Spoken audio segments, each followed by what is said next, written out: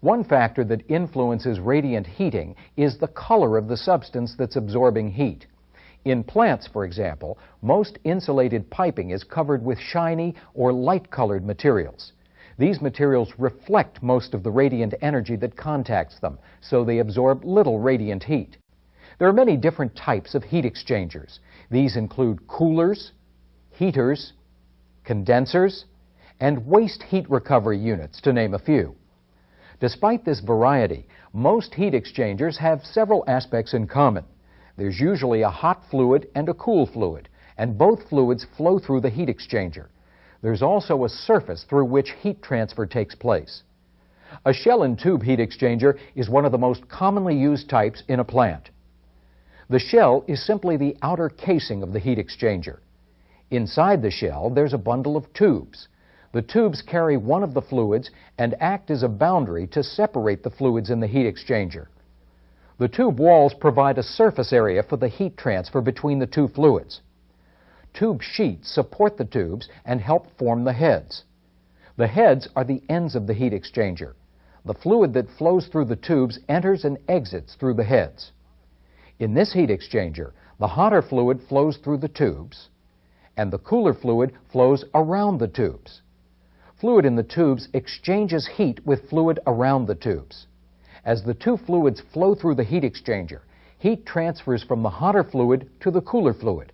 As a result, the hotter fluid is cooled and the cooler fluid is heated. In some heat exchangers, the fluids flow in opposite directions to this. That is, the cooler fluid flows through the tubes and the hotter fluid flows around the tube. The rate of heat transfer is generally controlled by adjusting the flow rates of one or both fluids. This is usually accomplished by adjusting flow control valves. A common type of heat exchanger is a shell and tube lubricating oil cooler, or lube oil cooler. Like all heat exchangers, lube oil coolers involve a hot fluid and a cool fluid. The hot fluid is the lubricating oil, and the cool fluid is usually water. There's a lot of operating machinery in a plant that needs proper lubrication.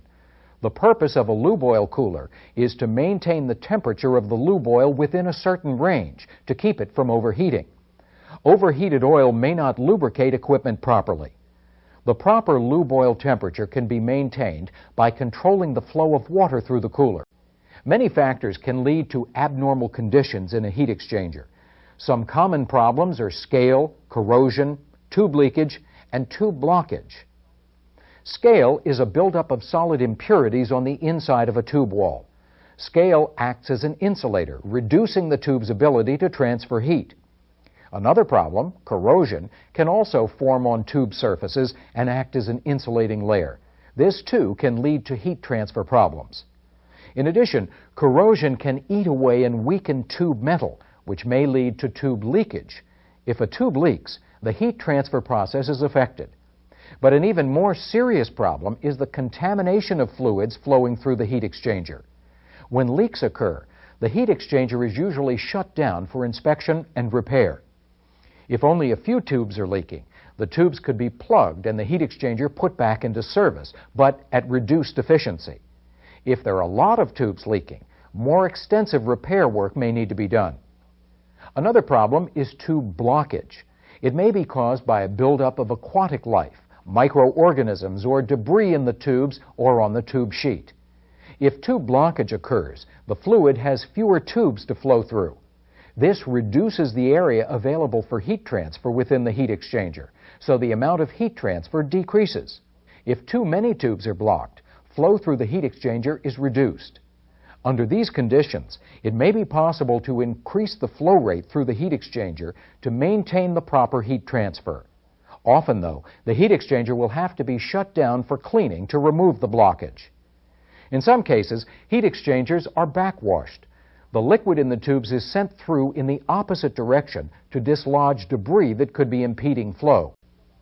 In this topic, we introduced some of the fundamentals related to heat exchanger operation. We looked at shell and tube heat exchangers, and we saw some common heat exchanger problems.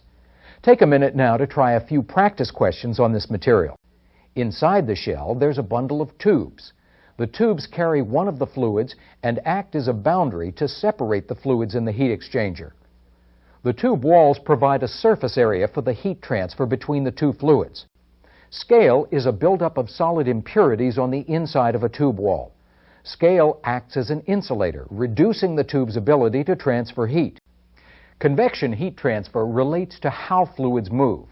Fluid movement is often divided into two categories: natural convection and forced convection. The type of convection depends on what produces the fluid movement. We've set up a loop to show the principle of natural convection. When we heat one side of the loop, the fluid in that side gets lighter, that is, less dense.